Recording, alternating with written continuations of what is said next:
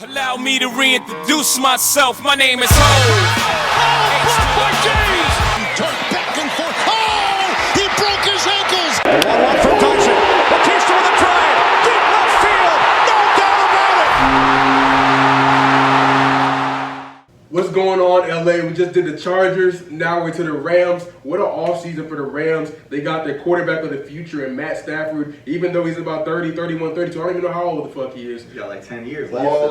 Yep. But when you add things on offense, you lose things on defense. Brandon Staley is now the head coach of the Los Angeles Chargers. But let's go ahead and break down this team. I'm your boy, Brandon. Hey, what's going on, man? It's Rob. What's up, y'all? It's Mike, man. Let's get to it. Let's get into the additions and subtractions. I already told you about Matt Stafford. They got Jared Goff out of there. Every time I think about Jared Goff and the Rams, I think about that Super Bowl versus the Patriots where he absolutely, completely folded. And when you think of Sean couldn't handle the pressure. That is a definition of someone who could not handle the pressure. Literally could not handle the pressure of winning the Super Bowl. And it's all about what you can do under pressure. Exactly. And Sean McVay's an offensive coach. So, like, when he recognizes his quarterback can't handle or doesn't have what it takes to win a Super Bowl, he's going to move on and get an elite quarterback like Matt Stafford, who's probably the most underrated, least talked about quarterbacks probably in the history of the game that's going to be a Hall of Famer one day.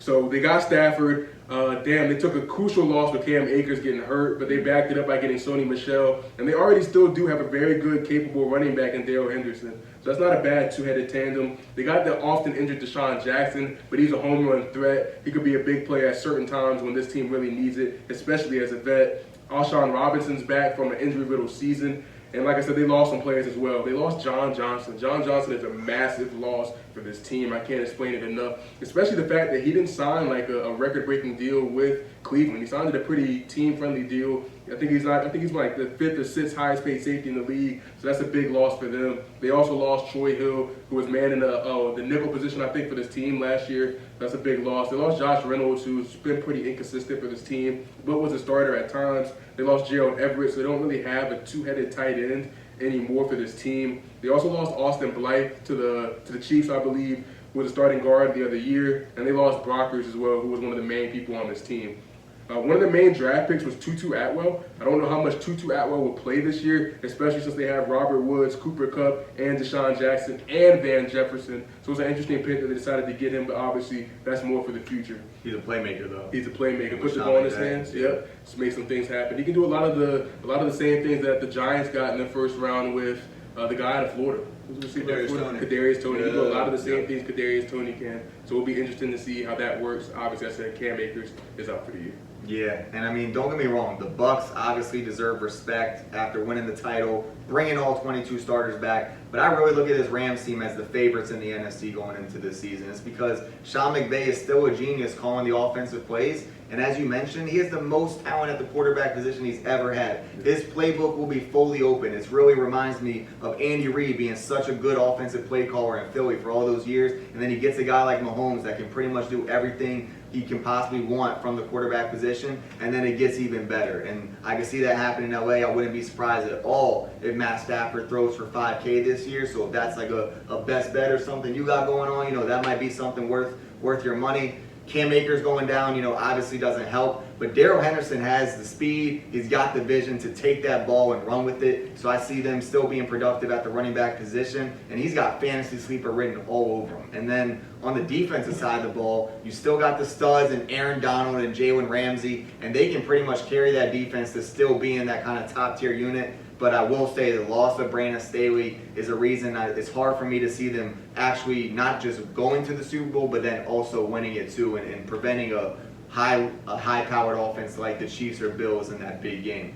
Absolutely. I just can't emphasize enough. I mean, y'all already did, but just going from a guy like Jared Goff to Matt Stafford, it's just miles of difference right there. And it's going to be shown this year. Matt Stafford has been in one of the worst situations as a quarterback could be in. And he's going to one of the best situations a quarterback could be in. So I'm all over it. It wouldn't surprise me if the guy had MVP kind of numbers. It wouldn't surprise me if he won close games. It wouldn't surprise me at all if he just takes that team to where it was a couple of years ago. So what are we going to go with?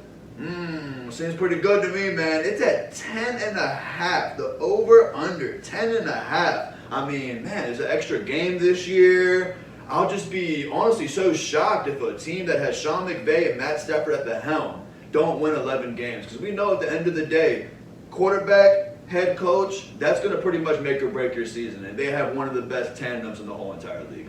Yeah, I mean, Matt Stafford has never had an elite coach, and now he has Sean McVay. He's never really had an elite receiving core. Now he has Robert Woods and Cooper Kupp. I mean, it's going to be as consistent as it can be for Matt Stafford this year. And I saw somewhere Lions fans were like, they're not used to going to Lions practices and seeing inconsistent quarterback play. And they're saying they're seeing that from Jared Goff, and it's obviously why they had to trade him and get an elite quarterback like Matt Stafford. This is a Super Bowl winning move, definitely a division winning move, and it's definitely an over 10.5 caliber move.